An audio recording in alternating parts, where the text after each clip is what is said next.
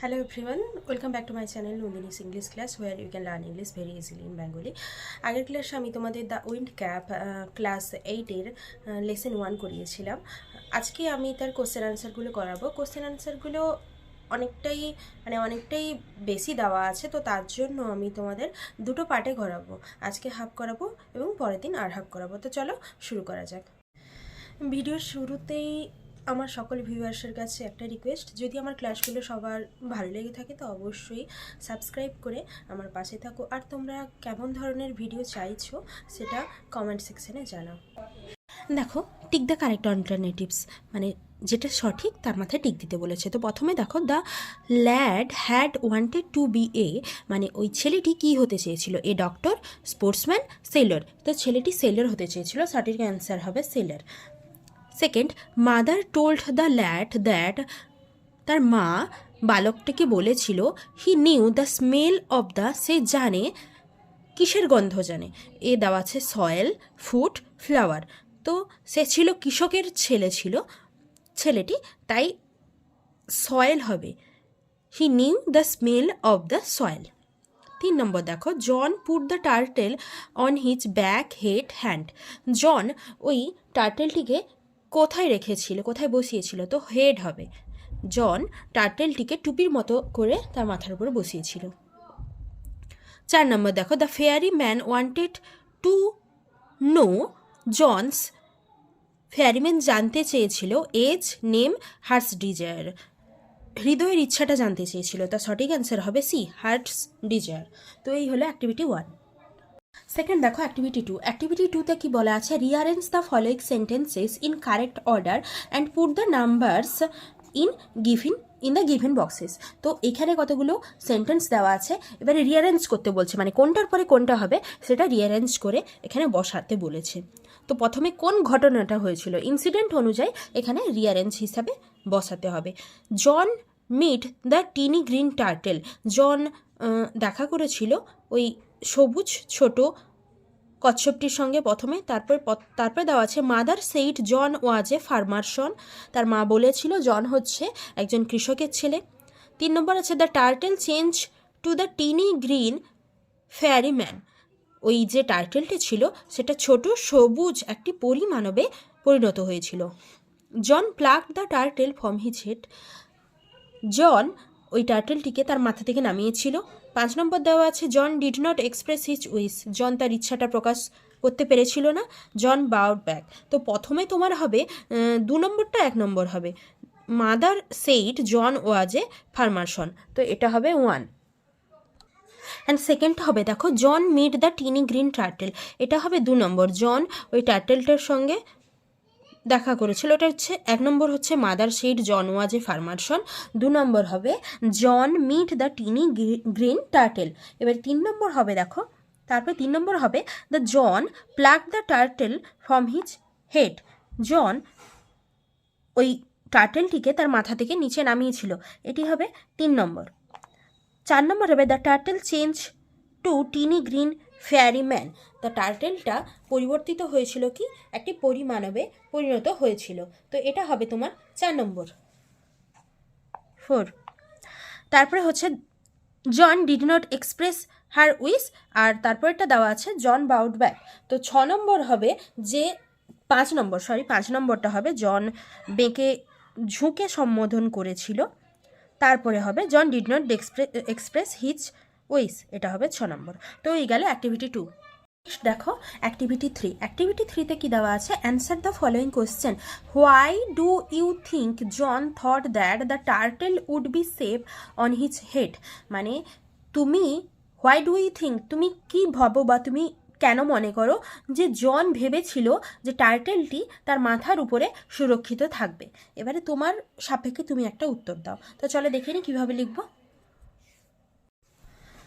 দেখো, when John walking behind the plough, যখন John ওই নাগলের পেছন পেছন হেঁটে যাচ্ছিল, he ran over a tiny green turtle, সে একটি ছোট সবুজ কচ্ছপের উপর দিয়ে অতিক্রম করেছিল। On a clod of dirt, যে কচ্ছপটি কাদা মাখানো অবস্থায় ছিল সেখানে পড়েছিল।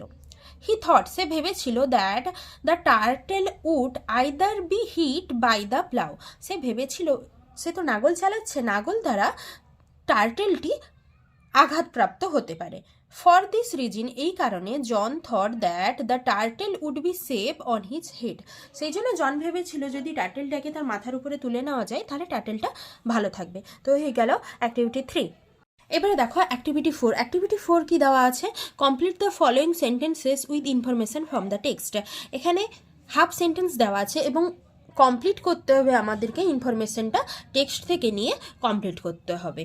তো প্রথমে দেখো দেওয়া আছে, the cap that sailors most desire, যে টুপিটি যেটা নাবিকেরা মানে সব থেকে বেশি ইচ্ছা করে, নাবিকেদের সেটা প্রয়োজন হয়, was given to John by the fairy man, ওই দিয়েছিল, জনকে দিয়েছিল ওই পরি মানবটি।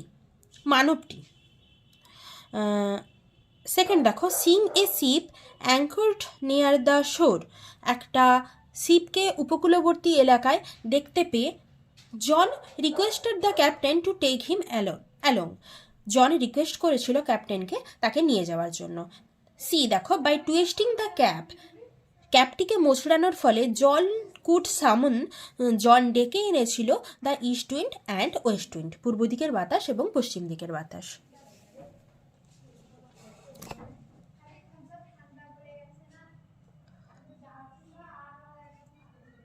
এবার দেখো D, John desire to see the land because for a year, এতটা তোমাদের বইতে দেওয়া আছে, এবারে কমপ্লিট করতে হবে। কি হবে? For a year and a day young John did not set foot on land, মানে জন প্রায় 1 বছর হয়ে গেছিল যে জন মাটিতে পা রেখেছিল না। তো এই গেল অ্যাক্টিভিটি 4। এবার দেখো অ্যাক্টিভিটি 5। অ্যাক্টিভিটি 5-এ কী দেওয়া আছে? অ্যান্সার দ্য ফলোয়িং কোয়েশ্চেন্স, এই প্রশ্নগুলির উত্তর দিতে বলেছে। এ হচ্ছে, why did the fairy man offer John the wind cap, কেন ওই পরিমানবটি জনকে বাতাসের টুপিটি দিতে চেয়েছিল। The fairy man offer John wind cap because John put the ferryman on his head like a hat to keep him safe, কেন না দিতে চেয়েছিল? কারণ ওই টার্টেলটিকে, পরিমানুষটিকে জন তার মাথার উপরে রেখেছিল যাতে সেটি সুরক্ষিত থাকে, তার জন্যই ফেয়ারিম্যান তার পরিবর্তে তাকে একটি ক্যাপ দিতে চেয়েছিল। তারপরে কোশ্চেন দেখো, what was the condition that was associated with the wind cap. তো অ্যান্সার কী হবে? The condition that was associated with the wind cap was no human hand can ever be able to take it off, মানে বলছে ওই যে wind ক্যাপটা ছিল তার কি কন্ডিশন, কি একটা শর্ত ছিল, যে শর্তটা ছিল যে কোনো মানুষই তার মাথা থেকে টুপিটা তুলে নিতে পারবে না। এটা গেল বি। এবারে দেখো শীত দেখো, why did John became popular with the sailors, কিভাবে নয়, হোয়াইট কেন পপুলার হয়ে গেছিল John became popular because the wind that sailors called for John could be able to supply, মানে যে বাতাসটা জাহাজ চালানোর জন্য প্রয়োজন হয় সেটা জন সাপ্লাই করতে পারতো, দিতে পারতো, তার জন্যই তাড়াতাড়ি জন পপুলার হয়ে উঠেছিল। দেখো অ্যাক্টিভিটি 6। অ্যাক্টিভিটি 6-এ কী বলা আছে? Write T for true and F for false statements in given boxes, give supporting statements for each of your answer.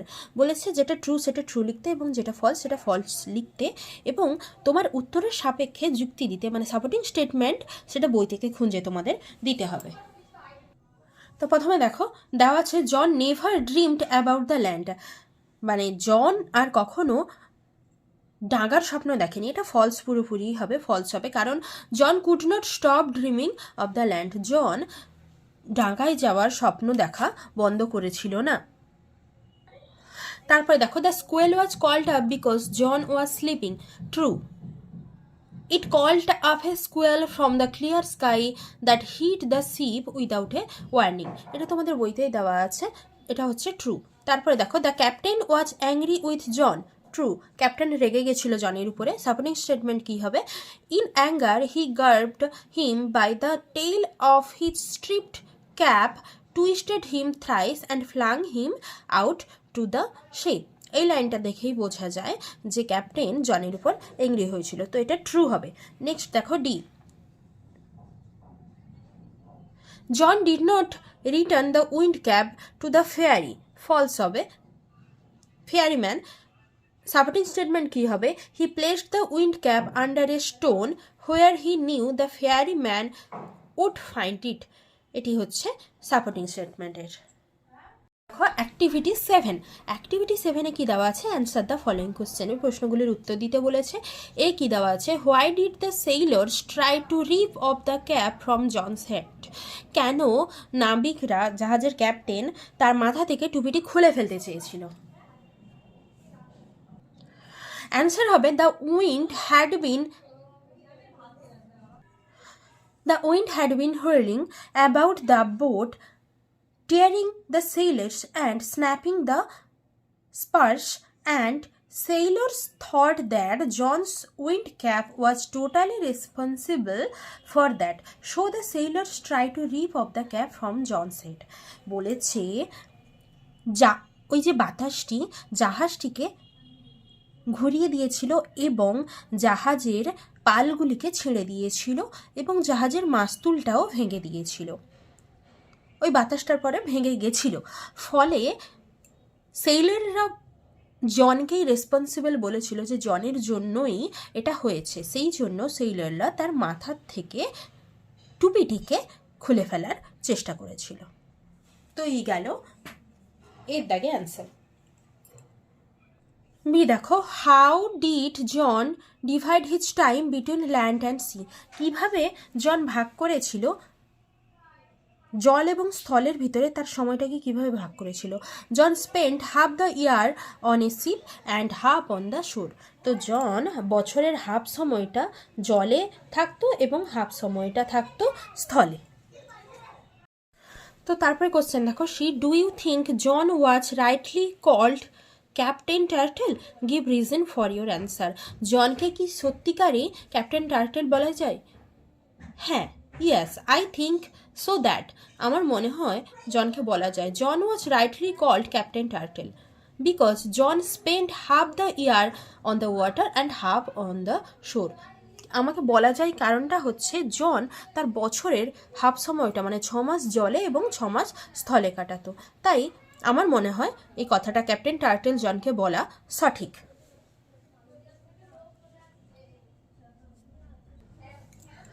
তারপরে দেখো, why did John want to return the wind cap to the fairy man. কেন ফিরিয়ে দিতে চেয়েছিল? তো answer কি হবে? John want to return the wind cap to the fairy man because last time John ফিরিয়ে দিতে চেয়েছিল কারণ শেষবার যখন John was blamed for the storm, মানে শেষবারে জনকে বলা হয়েছিল যে ওই ঝড়ের জন্য জন দায়ী, and it damage the ship, এবং ওই ঝড়টার ফলে শিপটা, জাহাজটি ড্যামেজ হয়ে গেছিলো, খারাপ হয়ে গেছিলো। That all the distraction happened only for the wind cap. এই সব ধ্বংস কাজগুলো ওই টুপিটার জন্যই হয়েছিল, তার জন্যই জন ফেরত দিতে চেয়েছিল টুপিটাকে। তো আজকের ক্লাসটা এইটুকুই। তো আজকে আমি অ্যাক্টিভিটি 7 অবধি তোমাদের কমপ্লিট করালাম। পরের ক্লাসে আর বাদ বাকি অ্যাক্টিভিটিগুলো করাবো। তো আজকের ক্লাস সম্পর্কে যদি তোমাদের কোনো বুঝতে অসুবিধা থাকে তো অবশ্যই আমাকে কমেন্ট করে জানাও। থ্যাংক ইউ অল এতক্ষণ আমার পাশে থাকার জন্য। পরের ক্লাসে আবার দেখা হচ্ছে।